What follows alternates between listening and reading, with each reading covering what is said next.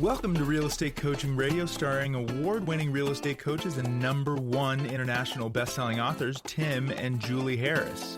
This is the #1 daily radio show for realtors looking for a no BS, authentic, real-time coaching experience. What's really working in today's market, how to generate more leads, make more money, and have more time for what you love in your life. And now your hosts, Tim and Julie Harris. You know, Julie, it always amazes me that we have to explain to agents why they want to be listing agents over buyer's agents. Yes, it amazes me as well. I would agree with that statement. Although, you know, I can kind of see from their standpoint, it's not always obvious, especially because it seems that your first transactions for many agents are naturally their friends, people who already trust them, and oftentimes those are buyers. Well, you know, when you and I got into the business, I remember, now granted it was back when people were riding dinosaurs. Right. No, I mean, back in the 90s when you and I got in the business and we sold over 100 houses our first year in the business. We were our early 20s. We bought our first property when we were, I think it was 22 and 23, 280 East Jeffrey, for those of you who live in Columbus, Ohio. Yep. We should have kept that one, by the way. Absolutely. Yeah, especially considering we paid $71 for it, and now it's actually 280 East Jeffrey, worth at least $280,000. I know, who knew, right? We should have kept that one. But anyway, so half of our transactions were listings and half of them were buyers. And we didn't have to have someone explain to us the importance of going after listings, because we quickly figured out that when you attracted a seller, and you and I definitely went after, we were very proactive, always were through our entire careers. You know, we would go and actually have conversations with folks about, you know, selling their homes. And oftentimes it would be for sale by owners, and it would be expireds, and it would be all the other sources of seller leads that cost you nothing. And that do require some skill and do require some effort, but you can follow our 7-step listing process and convert that seller to an actual paycheck for yourself. But it amazed me that outside of our own experience, the entire industry, and this was forever ago, was still trying to teach agents that you do not even think of becoming a listing agent when you're new in the business. You have to somehow pass through like some kind of long process and pain and suffering of working with a lot of buyers. And then maybe when those buyers turn around and decide to sell 5 or 7 years into the future, then those are your listings. Yeah, I remember people actually saying that your listings will come when your buyers, you know, down the road decide to upsize or, you know, get relocated. And furthermore, I found it equally as interesting, and I know this still happens, but maybe on a larger scale, is we actually had agents who were older generation listing agents who were older than us by 20 or 30 years in the, you know, back then. Ooh, scary to think they're our age now, right? I just put those thoughts together. Yikes. But where we started taking listings in their quote unquote markets, my area, and we would go in there, and obviously we would do what we normally would do. We'd start taking listings, and we had some of those agents who would get super mad at us, like somehow they own some sort of sacred right to the properties that, you know, an Oakhurst subdivision or whatever. And for you to go in there and try to even solicit, let alone take a listing, how dare you? You're stealing it from them. But those philosophies and those approaches to business still exist nowadays. They do. It just goes to the, you know, lack of real training and I think, frankly, the intellectual capacity of a lot of folks, and, you know, when determining what their actual potential is in the real estate industry. That's true. And if you see yourself strictly as a buyer's agent, you automatically are looking at yourself in a very limited way, because you can only sell your time, and you can only sell your time so many different ways. And after that, you're out of capacity. You have no more buyers that you can work with. Whereas if you have listings guys, you create leverage. Think of it this way. It's very simple, right? Would you rather have 5 listings right now that have your for sale signs in the front yard, who other agents are out there trying to sell for you, either because you put it in the MLS, right? Or would you rather have 5 buyers you're having to give up all your nights and weekends to? You guys get the difference? So why would you choose to put all your best efforts towards chasing buyers opposed to putting all your best efforts learning how to be a listing agent? And the obvious answer is because no one's told you any different. That's it. That's right. And, you know, I'll never forget on a coaching call, this was a newer, maybe 2 years in the business agent that had been working on her skills and understanding the 7-step listing process and putting together all the bits and pieces, the pre-listing package, learning how to pre-qualify, you know, really honing her skill, and had finally built some listing inventory. And I'll never forget an email I got from her. She lives in upstate New York. Okay. She said, "I finally understand what you meant by become a listing agent. I am sitting here with my feet in front of my fireplace and my yellow lab at my, you know." She sent you a picture. She sent me a picture of her yellow lab. I remember the dog's name was Cooper. And Cooper and I are enjoying this fireplace in front of a big blizzard outside. And she said, and yet I have 5 showings set up, not by me, but other agents showing my listings tomorrow. They're the ones that are having to tromp through the snow. They're the ones who are going to have to compete for my listings. And here I am, simply gathering more listing leads. I'll be on the phone tomorrow. And here's how insane really everything has gotten. You guys are being sold to believe that you have to buy branding. You have to buy social networking. You have to be creating videos and YouTube videos. And all those things have a place. You know, we do all that as part of our coaching business. So we understand what the point of all that stuff is. But in real estate, it's easier than all that. If you want brand, here's all you have to do. Take a listing, put a sign in the yard. They get another listing in the same neighborhood. Get another listing in the same neighborhood. And put sold signs on them when you sell them. Exactly. Those for sale signs, guys, nothing is more powerful. Here, think of it this way. How much would, pick your big company, Google, right, pay to have, or Amazon or Tesla or Apple, or just pick your, McDonald's, right? How much would they pay to stick a for sale sign or a big, huge sign in the front of somebody's yard in a residential neighborhood? How much would they pay? That would be worth, they pay millions, if not billions of dollars a year in marketing and advertising, but nothing would be more powerful than a localized ad on a small sign in someone's front yard. And that's what you guys get as being real estate agents. And so you think you have to go out there and spend all this money on your marketing and branding, and then somehow magically the sellers will then eventually get around to calling you? That's not the way it works. The way it really works is the marketing and advertising, the social networking. If you choose to really spend any time or effort, or much time or effort on that stuff at all, is there to enhance the offline or the offline activities that you're doing as being a proactive lead generator. So, for example, you are doing a great organized job of following up and just following our coaching program. You're learning to be a proactive lead generator, and let's just stick with, you're going to work on your centers of influence and past clients. You're going to call some expired. You're going to call some notice of defaults. And you do that every single day, and you do it based on your magic number formula, which is the number of listings you need at all times to meet or exceed your financial goals and expectations for your business and personal life. And by the way, if you guys want to get that for free, it's a fill-in-the-blank business plan. Just text Harris, Harris, to 47. What is the code, Julie? 47372. And that is, you just referred to the real estate treasure map. Yeah, so text Harris to 47372. And remember, message and data rates do apply, but text Harris to 47372. And when you do, we will text you back a link and you can download the real estate treasure map. But here's what I want you guys to remember. Obviously get that done. Is when you are a listing agent, when you wake up every morning and you say, I am a listing agent, that is my primary objective in this industry, the world really does change for you. The industry changes for you, because all of a sudden you start having more time, you start becoming more professional, and furthermore, you can run a normal business day. Listing agents don't work nights and weekends if they choose not to, especially if they choose to refer out their buyer leads, which we coach all of our top listing agents to do. We coach them to get to the point where they can delegate or refer out all of their buyer leads. And we always suggest they keep 1 or 2 buyer leads for themselves, obviously, as they want to stay on top of what's going on in the market. And maybe they're picking the buyer leads who are the best, easiest to work with, and perhaps the best price ranges. That would make sense too. Best use of your time, right? But at the end of the day, a listing agent has the option of working with buyers because they have leverage created from having the listings. That's something a buyer's agent will never have, because the only thing they can actually leverage is their time. So obviously this week we have been talking about the listing presentation, and today we are on step number 6. If you've not listened to the previous 2 podcasts, if you've not listened to steps 1 through 5, please just go to iTunes, go to Stitcher, go to Spotify, go to timandjulieharris.com and listen to podcast number 1 or 2, where 1 and 2, where we give you step 1 through 5 of our 7-step listing process. Remember, this is an overview, but it'll at least start tuning your mind into the right frequency to be a powerful listing agent. Julie Harris, step number 6. Yes, step number 6, probably my favorite. It's the most fun once you have your skills going, and that's called present. It's showtime, and there are some mini points under this. Step number 6, this is the big day. This is the actual presentation. First mini point is, remember that, quote, presenting actually begins at the time you convert the prospect from a prospect into an appointment.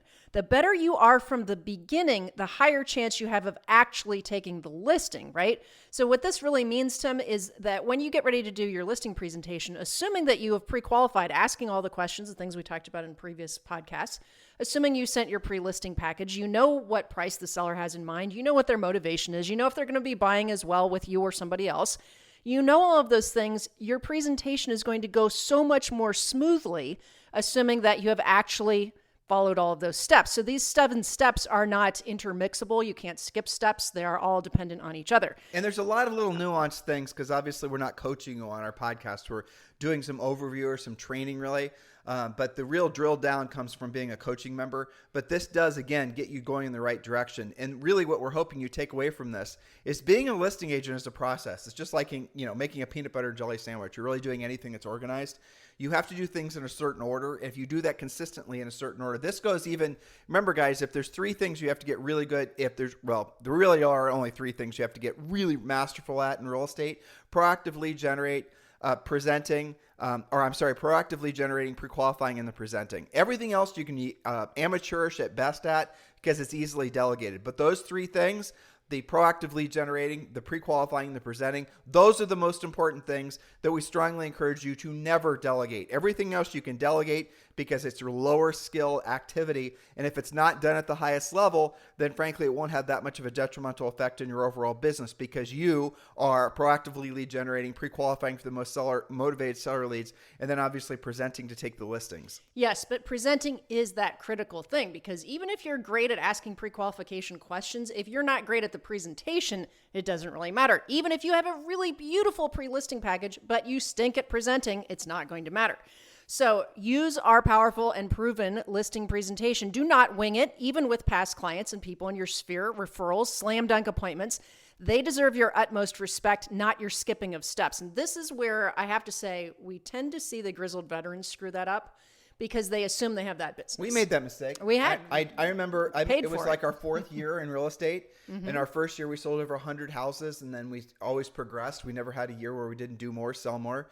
But I do remember where we were getting complacent in the listing process, and just that was it. It was complacency. Well, really. You can develop an ego after you win a certain amount of listings, and you get busy. You don't want to. Why should I have to send that? I got it in the bag, kind of thing. Exactly. Until you don't. Well, because somebody sneaks in that's more professional, more skilled, and more careful. And we are starting to get more centers of influence, but mostly past clients that were listing with us after we've been in the business for 3 or 4 years.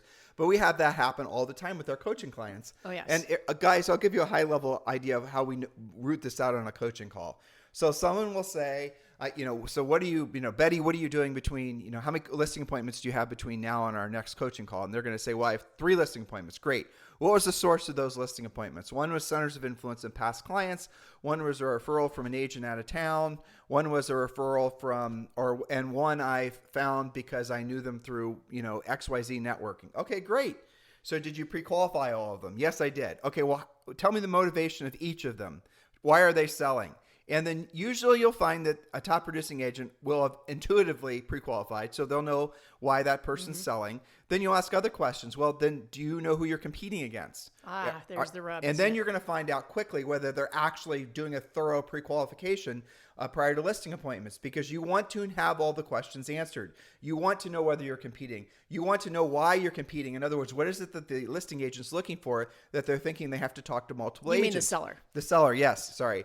You're wanting to know what the seller thinks the house is worth. You're wanting to know what the seller's, all these things that are part of the seller pre-qualification script, that if you skip any of those steps, when you get there, you're going to have to be doing some fancy 2-stepping, and that's going to lead to failure. Yes, because it wrecks your confidence. It causes you to sometimes have to sort of BS or tap dance your way through an objection that you weren't ready for. And they can tell, especially more sophisticated sellers. The old saying is, and this is something that we thought of years ago, if you don't know, don't go. And I know, in other words, if you don't know the answers to all the pre-qualification questions, don't go, because chances are you're not going to get the listing.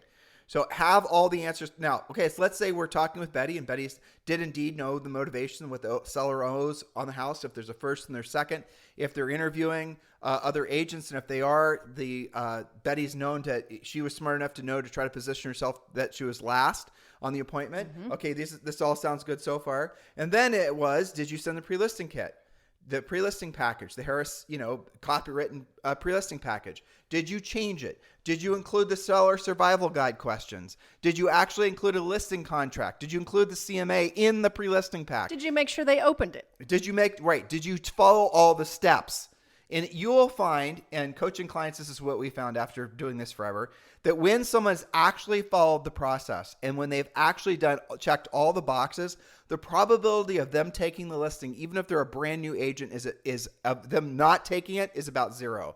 Because even if they don't have the world's longest resume of successful track record of selling houses in that particular market, it doesn't matter, because the organized approach, the professional listing presentation, the pre-listing pack, the entire process that agent followed is so much more impressive and comprehensive and professional than what, say, a grizzled veteran in the same market who sold a ton of houses has done, that the new agent is going to at least have a shot at getting that listing from the seasoned agent.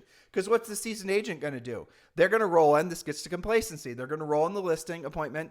They're going to probably have 2 or 3 connections to that seller. Mm-hmm. They're going to know more about the neighborhood, more about the house, the whole thing. They're going to probably not have done a pre-listing pack, certainly not have done a CMA that's comprehensive, going to usually show up late, maybe a little bit slovenly, you never know. In other words, they're not presumptive, though. They're going to be assumptive, and that's going to be enough to, and at least at a subconscious level, piss the seller off. The seller will feel disrespected in some way, and they'll list with the other agent. Because at the end of the day, guys, and this is the unfortunate or fortunate truth, and this is the truth, if you price the house correctly and you put it in the MLS in this market, in the market that's going to be here for quite a while, it will sell.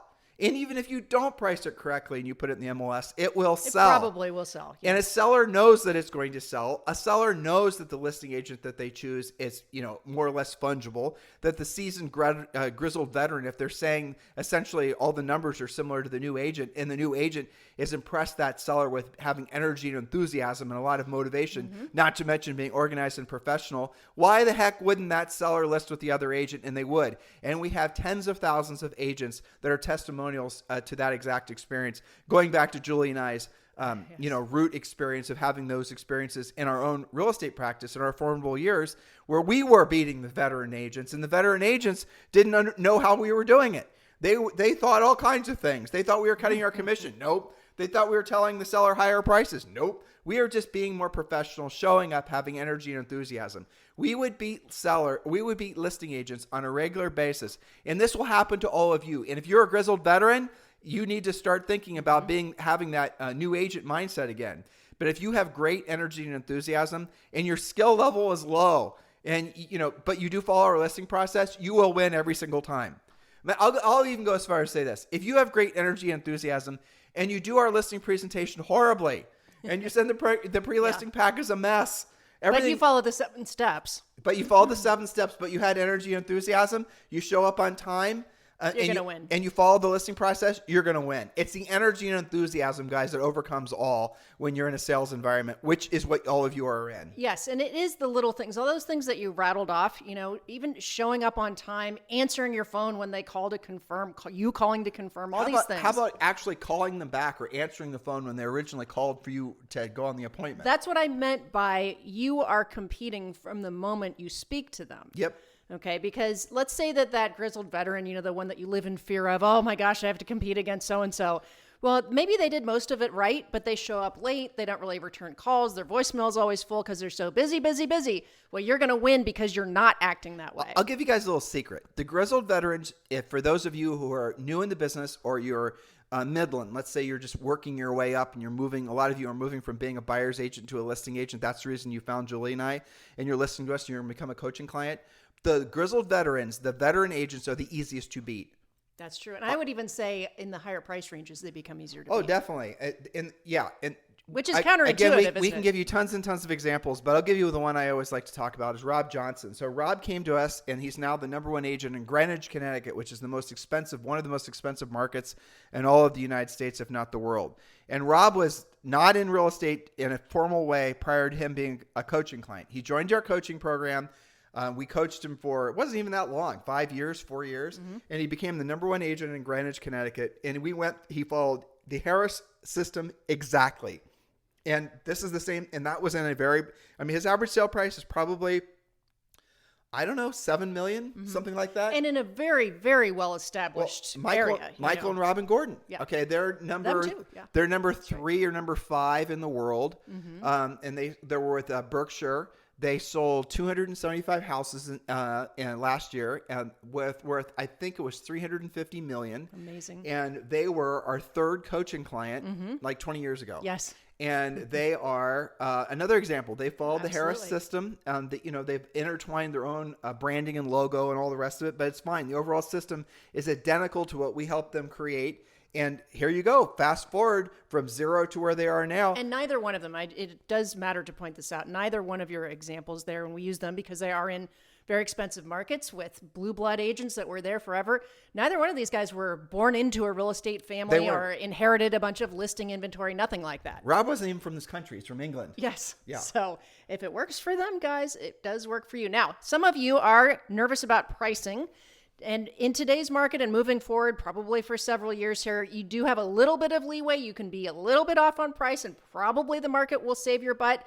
But in order for you to have more experience and more confidence in your pricing, again, a way of being competitive, go ahead and preview the competition as much as possible and the pending listings so that you can be very accurate in your pricing. So you can say to a seller, before we met today, I went ahead and previewed all 4 of the homes that are competing with yours. Probably your competition didn't bother to do that even online. So it's a competitive advantage, but it also adds to pricing confidence. And we have done podcasts dedicated to pricing. So if you guys are still nervous about that, you can go and listen to those podcasts. But previewing is important. If you're having a time crunch, obviously, if the other houses that you're competing against for this one have virtual tours and whatnot, well, it makes your job a hell of a lot easier. But the virtual tours aren't going to compensate or aren't going to show the fact that the house has a strange smell, or maybe there's across from the power lines. Exactly, or there's there's road noise or whatever. And the worst thing you can have happen is have this I keep on saying listing agent, have the potential seller ask you a question that has implied knowledge about what they're asking. In other words, well, what do you think about the situation with that property having the natural gas line that basically has an easement through and you don't know anything about it? Well, guess what? You immediately just disqualified yourself, even with all the energy and enthusiasm in the world, to being a listing agent. Yeah. Now, I know some of you, this is the reason you choose to work with buyers, because you rationalize that you have to have less skills and you have to be less professional. And you know what? You're right. You do. But eventually, you're going to run out of time, energy. And don't you think that the reason that so many agents burn out of this business so fast is because they spend all their time becoming or working with buyers, not learning how to become listing agents? Doesn't it just make sense had they become listing agents out of the gates and they had learned the skills, and the skills then became innate and i.e. easier, and they didn't have to think about it anymore? In other words, the conversations they were having with sellers were just normalized to the point where they didn't have to think. They had arrived at the level of conscious competence. Don't you think had they followed that and stayed true to becoming listing agents, the best version of themselves as listing agents, do you think they would have gotten out of the business? I'll give the answer. No. Nope. No. They wouldn't. Instead, they would have risen to the top. They would have. They would have risen to the top. They'd be producing lots of profit. They'd be buying rental properties. They'd be doing other things to create wealth. Whereas what do agents who are beholden to buying buyer leads do? They're just waiting for the next email for some guy in his basement to offer, hey, are you taking any buyer leads in your marketplace? Oh my goodness. How many calls and emails are you guys going to get like that? Is that your business plan? Just waiting for the next lead seller to come your way? No way. Okay, so the last mini point, but perhaps most important about presenting, is know what's most important to the homeowner. Don't assume that you know, and don't assume that it's always 100% about price. We have so many examples, and this is the result of our coaching clients following a specific script that shows you exactly how to do this, to ask questions and pay attention to the answers. Everybody assumes it's all price, price, price, but especially in today's market, it may be your ability to negotiate a lease back. It might be your ability to find them some new construction to close on, relocation connections. It could be a combination of things. Drill down on what you just said. And listen, I know this sounds strange to many of you because you don't think like this. Julie and I don't think like this. Well, we do when selling our own properties, truthfully. Mm-hmm. The most important thing to sellers is never price, even though they might actually say that. Now, if it's an investor and they're not living there, it's a vacant property, then I'm going to say price.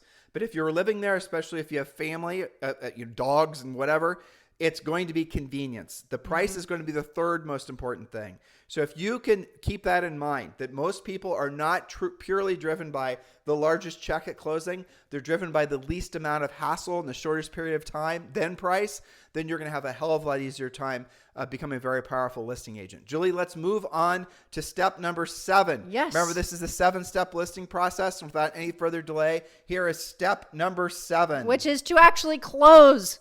If you find yourself walking out the door saying, I'll follow up with you in a couple days, you didn't close or you didn't follow the steps that allow you to close. So let's talk about that. We do give you guys lots of scripts. The listing process that we teach you, the listing presentation that we teach you as being coaching clients tells you exactly what to say and exactly how to say it. And we tell you what to say if they decide, well, let me think about it overnight. Let me pray about it overnight. Let me, ponder it overnight. Whatever it is that it's going to put them in a position to want to think about it overnight, we tell you what to say and how to say it to get the contract signed. How to handle it. And there's, again, guys, we don't have, this podcast is about 30 minutes. We don't have time to get into the scripts, but never leave without the contract signed.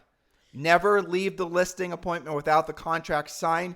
If you do, there's a 99.9% chance that you're not going to take the listing. That's right. And you probably did that because you skipped a step or screwed up one of the previous steps. Remember, the definition of a close, the close is asking for the signature.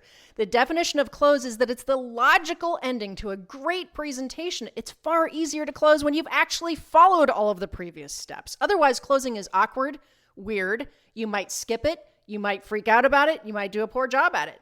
So it is the logical ending to a great presentation. Making sure your presentation is great makes the close easier. That's all it is, guys. Our whole process, the listing process we just laid out to you guys, the pre-qualifying, the presentation, the presenting, every single process, including setting the appointment, being a proactive lead generator, it's just basically questions. It's questions strung together in a logical order that leads to the logical conclusion that they should list with you. That's all it is, just questions. Questions that are designed to have the seller self-discover why they want to list the house with you. Which is kind of like self-closing in a way, isn't it? It is. And it's not, by the way, a lot of the things that you guys are thinking that you have to do in a listing presentation are absolutely not necessary. For example, here's a kind of an antithesis to what's being trained to everyone nowadays. The more you talk about yourself, the less likely you are to get the listing. Oh, and by the way, even outside of sales, the more you talk about yourself, the less likely you are to have that person want to have anything to do with you in the future. So in a listing presentation, what some of you guys do is you think you have to win the listing by this is how many followers I have, YouTube views, this is how many this is and how many that's. And you guys think that's the reason that the seller... And awards and designations and all the rest. You guys think you're supposed to walk in there as Bravo TV stars and you're supposed to somehow impress them with how intertwined you are into the social networking realms of the world. But here's how I would beat you if I were competing against somebody that was trying to use that. Because guys, guess what? Prior to social networking, it was marketing. Here's the question. So Mr. Seller, let me ask you, how did you find this property for sale?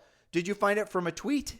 Did you find it from a TikTok video? No, you didn't. You found it because your buyer's agent showed it to you. You drove past it, or maybe you just, you found it from a referral from somebody else. But you didn't find it from social networking, correct? So you found this listing. Okay, so Mr. Seller, if I were to go, your neighbor from across the street, where'd they move from? Oh, they moved from 2 blocks away. So they didn't probably know about this listing or this neighborhood from a YouTube video. They knew the community. So what you guys are being led to believe is you have to create these online personas of being real estate celebrities. That's really where all this is going. It's just placating your egos at the end of the day in order for people to want to do business with you. Everybody, you know that that's a lie. You do. And why are you doing it? I think most of you are doing it, frankly, and I say this lovingly, out of ignorance, because you guys have not had anybody that's pulling in the opposite direction. The way that you become successful is you earn the right to do business with the people you want to do business with, not by trying to convince them you're successful before you are. That's how you ultimately build a business, any kind of business. You do the proactive lead generation. You do what you don't want to do when you don't want to do it at the highest level. You actually go out there, you get the listing, you sell the listing, you put the sold sign in the yard, and you do it over and over and over again. And what you'll discover is you don't have to spend any time, virtually no time whatsoever, doing the things that other agents are doing. And again, what you're seeing now is the end of an era. And Julie and I have seen these different eras in real estate marketing that have come and gone. Back when Julie and I were selling real estate, it was, again, marketing, personal branding, and teams, but it was before social networking.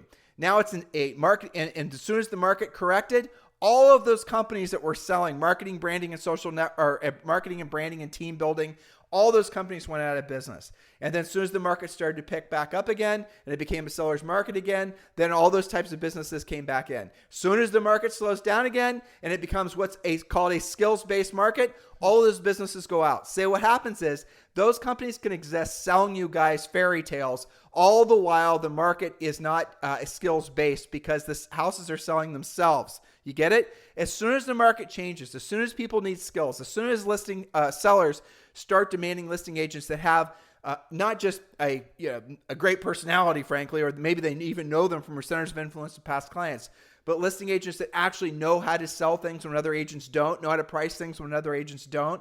That's when it becomes skills-based. All these other fantasy land companies go out of business. All the other bright light companies go out of business. And you're already seeing a lot of these companies struggle and fail. Look what happened to Zillow. This is the end of a phase that has come and gone, will come and go again in real estate. It follows the cycles of real estate. It follows the cycles of essentially where the money's flowing. So please remember what I'm telling you because it's stone cold true. If you don't want to be beholden to buying leads, you need to build a business that's based on skill. And remember, guys, it always comes down to this. It's one of our Harris rules and our book that's for sale, obviously, at Amazon and every major bookseller. Do not build your mansion, aka your business, on land you do not own. Do not build your business on land you do not own. So if you're building your business based on bought leads or based on social networking, you do not own those platforms, and ultimately you're going to be beholden to the whims of those tech giants and deciding whatever the hell they want to do. Whereas if your business is based on skill, you will always be able to be a proactive lead generator, always be in control of your own destiny, always be able to control your own income. That's right. And you can tell because when the market does start to shift, all the agents that have concentrated on their skills and do have a systematized business, they love it. They do. Because they know that the weaker agents are going to wash out. Coaching businesses like ours, when the market starts getting tough, when people wake up and realize that they actually need skills, and what we've been saying on our podcast for 20 million plus downloads now of our podcast, number one listened to daily podcast in the United States for real estate agents, that's our business takes off then. Yes. And right now, this is what happens. Agents get their license. Yep. And they get into the business, or even they've been in the business, right? And they're trying to figure out, well, what should I do to generate leads? The first thing that all of them have done, because most of these guys have not been in the business for long enough to know that they can be proactive lead generators, is they just think, who am I going to buy leads from? Sure. That's the first thing that all of them do. And I think, they listen to this podcast, they know they don't have to do that anymore. But the reality of it is I see and I read and I hear the agents are totally wising up to the fallacy that you could build your business based on bought business. Yes. Because, I'll give you an example. Sure. I was talking to somebody who had a big team. I'm almost going to say the name, but I'm not going to. Okay. Who had a big team. They did a lot of buyer agents or buyer sides, and they were Zillow Flex agents. And I did the math backwards, and the gentleman was telling me how many units they did on the buyer side of the transactions. He and his wife still sold. They did the listings, and they had these buyer sides that were coming in. They did like 150 or 175 buyer sides. It's a lot. And it was a lot. He was proud of it. He was telling me about his numbers. He was number one this and number one that. He had a double diamond ruby trophy and, whatever, right? All that. Ego. Yeah. Okay, so that I said, well, have you ever figured out what your actual profit for on those buyer sides is? And he goes, well, I know what my profit is in my business. I make this much off each transaction. I said, well, okay, I'm not disagreeing that you know what your blended cost is, or your blended profit is, but have you figured out what your profit is off your listings versus off your buyer side transactions? Because those are like running two different businesses. It is two different businesses, right? So the listings into the business is going to be something that's going to be naturally more profitable than the buyer side of the business. And so we picked a random buyer side transaction. Pick your last transaction, I said. He said, well, there's this one that just closed and the commission was it was right around 10 grand. I'm going to say 9 grand, right? I said, well, how much did you pay for that lead, basically? How much did you pay? And it was something like $3 grand, $3,500. Yeah, typical. And I said, well, how much did you pay the agent? Well, the agent, because how the commission split was working, was something on like a 60 or 70% commission split. Sure. So I said, okay, let's take 90%.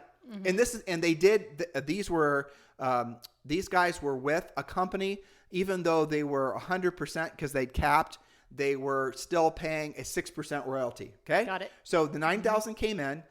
Meaning 6% comes off the top of the commission. Yeah, exactly. $540 went to the royalty fee. There was something like a $250 transaction fee. And there were some of the miscellaneous Mickey Mouse. So let's call it $1,000. Yep. It probably wasn't that much, but say $1,000. Now you're down to $8,000. but the referral fee came off the 9, right? And it was at least 33%. I may have been 35%. Let's say 30%, as I can do that in my head. Right, down to 6. So now you're down to 9, went to 8, 8 off 3 goes to 5. And then the buyer's agent was based on, the buyer's agent was receiving a 70% of the commission split. And so when you did the math on that backwards, and then he had 2 transaction coordinators that were just there in service of the buyer's agents. Right. And he had a location. He had a physical office where these transaction coordinators who were not remote were sitting in an office drinking coffee he was paying for. You get my point. So he wasn't just paying the transaction coordinator fee. He was also paying the space for them to do their work in. The moral of the story, guys. So the net was, at the end of the story, basically nothing. Essentially nothing. He was making like $100 per buyer agent side. You guys can do my math. But Tim, there were 150 of them. Well, exactly. Doesn't that make it okay? Well, so then I start asking him. I say, well, what happens when a buyer lead materializes that it's a listing who pre-qualifies them?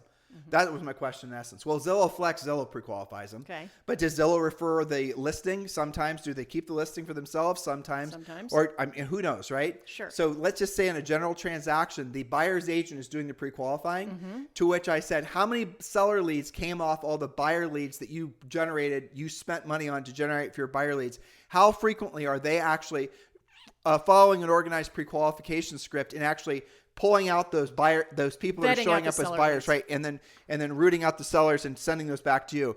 And he knew off the top of his head because it happened so infrequently. Right. It was like 5 times last year. Yeah, because that's not what they're focused on. Right, because he wasn't just spending money on Zillow Flex. He was spending money on all these other things to generate buyer leads for his buyer's agents team. Yep. To which I again asked the question you asked, why are you doing it? Yeah. And he never had anyone ever ask him that question.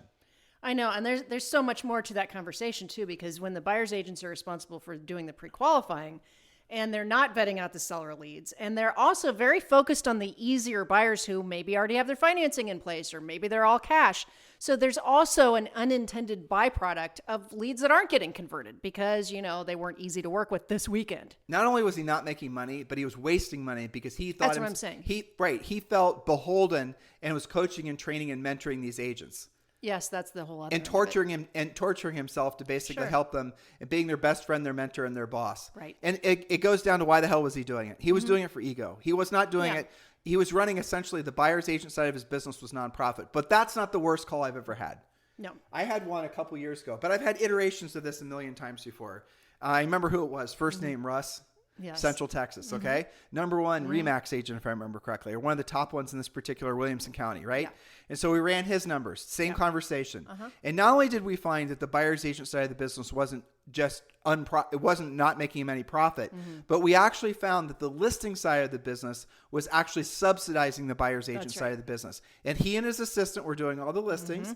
And then we found that had he not had any of the buyer's agents associated costs, not only would he have netted more, he would have netted like $200,000 more. So he was generating money from his effort being a listing agent, and he was actually subsidizing the buyer's agent side of the business, which makes no sense. Meaning he could have been doing fewer transactions, almost all listings, himself, plus maybe a TC or some transaction coordinator, and actually netted more income for himself doing fewer transactions. Correct. Again, counterintuitive. This is why agents think they've got to build a big team and make a big organization and expansion teams and all this kind of stuff. But the numbers don't vet out. They don't make any sense. Now, that doesn't mean you shouldn't work some buyers yourself. We always recommend that you carry 2 or 3 buyers, usually but what should referral. you do with your buyers? You were on something. That's where I'm going, is you can have buyer referral agents. Right. Okay. And you should have a variety of referral agents. Some maybe for upper end clients, some that like relocation, some that maybe are really good at new construction, some that love working with first time buyers, which you would otherwise make nothing on with somebody on your team. Luxury, maybe some agents who work in the luxury realms. They will all, guys, what do agents nowadays, or what are they willing to pay for buyer agent referrals? Like, it's insane. You know because you do it. Right, because you do it, right? 35%. I've heard some cases where a reload lead will not only have a referral fee, but with a broker split for a new agent, they're paying over 50% for the referral fee and the broker split. And you know what else? They say please and thank you. They actually appreciate the referral. They do a really assuming they do a great job. So the point of all this is that, guys, there's no real point in keeping the buyer sides internal when there's non-team member agents, if you want to simplify this, that are willing to pay you what will amount to more net profit if you refer the listing out or the buyer lead out to them. Obviously, we want you pre-qualifying them yourself to determine whether they're sellers, and keep those yourself. And to Julie's point, make sure you're always working with a couple buyers at all times. But for the most part, guys, build a listings-based business. If the market turns, if interest rates go up, if there's what the hell have we not had happen yet? An alien invasion, right? I mean, right. Seriously. Well, some say. We already have. Well, okay, so what are we missing here? We're missing aliens and zombies, okay? We have yet to have... Already had a pandemic, check. Pandemic, right. Had a housing crash, check. Had a housing boom, check. Inflation, if not hyperinflation. We got all that. We got all these great things. But your point, I think, is flexibility, right? Right. But the listing agent, a listing has leverage. Yes. The buyer's agent, as soon as the market farts in one direction or the other, buyers take themselves out of the market. Buyers will say... I don't have to buy. And that's really the essence of really what it comes down to. I remember very clearly when Julie and I got this lesson when we were like 23 or 24, when someone essentially pointed out what should have been obvious to us, but it wasn't. Give me an example, was the question, of a buyer that has to buy. Has to buy. Has to buy. Has no choice but to buy. And some of you will say somebody who's an investor or do a tax, a 1031. But that's not really true. They can just pay the taxes, right? So at the end of the day, there are no examples of a buyer that has to buy. The buyer can stay put. The buyer can always rent. And that's what most buyers choose to do when there's even the slightest headwind. Whereas if you look on the listing side, give me an example of a seller that has to sell. The list is endless. It is. So would you rather go after the truly motivated or those that are just occasionally motivated? You can spend all of you have, or hopefully you can avoid this and never do this again if you've committed this crime, this professional error. All of you have spent nights and weekends, and you just stay with this one damn buyer because you've already wasted so much time with them. You're going to take this into the end zone, and then you waste an entire year of Saturday afternoons, and then the buyer just decides to not buy something, or they end up buying new construction. You don't get paid. This is what happens when you work with buyers. And then you get so pissed about it too. Oh, my buyer ran off and bought a new construction house after I showed them 47 houses. Right. That can happen. There's obviously, guys, working with buyers is a path you can choose. And working with buyers is certainly honorable thing to do. And buyer's agency has a place in this industry. By the way, Julie and I didn't even address the fact that buyer's agent commissions are being reduced. We didn't even address the fact that there's a good reason to believe that buyer's agents are going to start having to negotiate for their own commissions, not just with the sellers, but also with their own buyers to pay the commissions. You guys get it? Everything about the buyer agent side of the business is going to change. It already has. On the listing side of the business, it's the least likely side of the business where tech companies will ever be able to delegate ever be able to disintermediate agents. That's the reason they haven't been able to, and they have been trying. There will not be a company that's going to come around that all of a sudden make listing agents extinct or obsolete. Nope. There will be, and already are, reasons to believe that's going to happen to the buyer agent side of the transaction. This is what's happening. This is the evolution of an industry when it's been in a long-term seller's market. So wise up, guys. It's your time. Become listing agents. Stop beating your head against the wall and become listing agents. Focus all your best energies on becoming listing agents. And we've got something that's going to make it easier for you. Yes, you're going to download the Real Estate Treasure Map and you're going to complete it. But when you do, you're also going to be entitled to a coaching call with one of our new member coaches. All you have to do is text the word Harris to, what is it again? 47372. I'm trying to trick you into saying it. I think. Did you get it right? Yeah. 47372. Text the word Harris to 47372. Text the word Harris to 47372. And remember, message and data rates may apply. But go ahead and do that now, and you'll get the Real Estate Treasure Map, and you'll be entitled to a free coaching call with one of our new member coaches. So text our last name, Harris, to 47372. Anything else you'd like to say to these guys, Julie Just Harris? remember, the lifestyle of a listing agent is so much superior to being beholden to buyers. And again, we're not anti-buyers. We're just very, very pro-listing. So follow the 7-step listing process, and you will have more confidence. You'll have a more predictable business, and you'll be loving it instead of running around with buyers all the time. This podcast is a part of the C-Suite Radio Network. For more top business podcasts, visit c-suiteradio.com.